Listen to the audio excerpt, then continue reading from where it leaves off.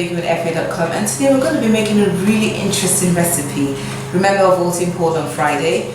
You all chose the peanut butter silk cupcakes, and that's exactly what we're going to make today. But before we do get started, I'd like my little helpers to say hello to everyone. Say hello. Hello. Okay, so it's quite a simple enough recipe for you to follow through it. I'm just going to go through the ingredients before we get started. Okay, so we've got 160 grams of all-purpose flour. I've got 150 grams of sugar, 1.5 teaspoons of vanilla essence, 1/4 teaspoon of salt, 1.5 teaspoons of baking powder, 115 grams of margarine, 60 ml of milk, 2 eggs, and 145 grams of our special peanut butter. So we're going to start by creaming our peanut butter. That smells absolutely nutty, very fragrant. So we're going to cream the peanut butter with our margarine, and in goes the sugar as well. So we're just going to mix this until it gets light, pale and fluffy. Okay, so this is nicely combined and blended. You can see it's quite pale in color now. So for our next step, we need to put together the dry ingredients. Okay, so for our dry ingredients, we're going to combine the flour and the baking powder and then 1/4 teaspoon of salt. And we're just going to give this a dry mix. You want to mix that? Let's give that a mix. Okay, so this has been mixed. We'll just leave it aside and continue on to the next step. Okay, so in goes our eggs.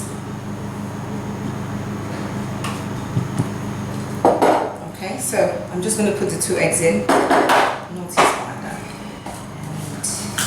second egg goes in, and we're just going to give that a mix until it's well mixed in and combined. Okay, so next in goes the vanilla. Do you want to put it in? Right here. Okay, and just mix that in as well. Okay, so it's time to add in the flour. I'm just going to do this in 2 batches. Now, if it gets quite thick and clumpy, what you can do is alternate it with adding the milk. So I'm just going to put in 1/2 of my flour and give that a very quick mix. Okay, so just always remember to scrape down the sides. Now you can see it's a nice light batter. Always make sure your batter is creamed to a dropping consistency, and it's time to put them in the cupcake cases. So we're going to just a heap of a tablespoon on each one. This should be enough for about 8 to 10 cupcakes, depending on how much you heap each one. 2, 3. Okay, so these are ready to go right into the oven. I'm going to bake them at 180 degrees for about 23 to 25 minutes. Always make sure you keep an eye on it once it goes past the 20-minute mark. And these are going in to the oven. Say bye-bye. Bye-bye, cupcakes. See you later. See you later. Bye-bye. Now we're going to make an extra special buttercream to go with these beautiful cupcakes. Now it's also a peanut butter. This is what makes the cupcakes silk. It gives it an absolutely different, very naughty taste. Again, balance between sweet and savory. So we're going to get started right away. So I'm making a small batch today. I've got 60 grams of butter, which I'm going to put in here. And we have 140 grams of peanut butter, which we're going to put in our bowl as well. And we're going to mix this in together until it gets quite loosened for the next step. So that looks nice and very creamy. Now I've got 200 grams of icing sugar here, which I'm just going to put in batches until everything is incorporated in. Okay. So I've got approximately 2 tablespoons of milk, and I'm going to add in 1 teaspoon of vanilla, just to give it that ice creamy taste.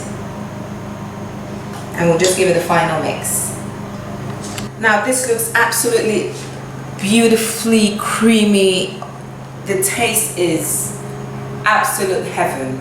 We're gonna have that taste later, but it's so easy to whip up and the taste is so intensive. You've got that, as I said earlier, the balance, perfect balance between the savory and the sweet, and it goes on absolutely anything. So feel free to try out this very versatile buttercream on your chocolate cakes, your vanilla sponges, any cake at all. So we'll just wait for our cakes to come out of the oven before we get them nicely creamed and iced.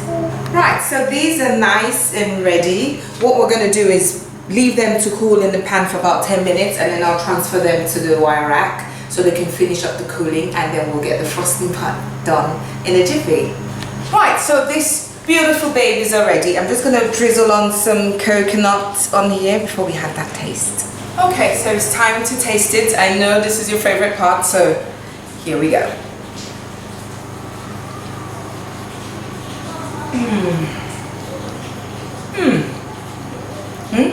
How do I send this to you? It's so good. You know, because we have peanut or groundnut readily available, you have to try this cake. It's really nice. It's got that peanut butter flavor, that yummy nutty taste. It just totally releases that flavor into your mouth, and the crunchy bit I'm tasting inside is the toasted coconut on the top. So I hope you're gonna have a blast as I did trying out this recipe. Send in your pictures and let me know how you get on. So until I come your way again, have a wonderful week from me and get baking.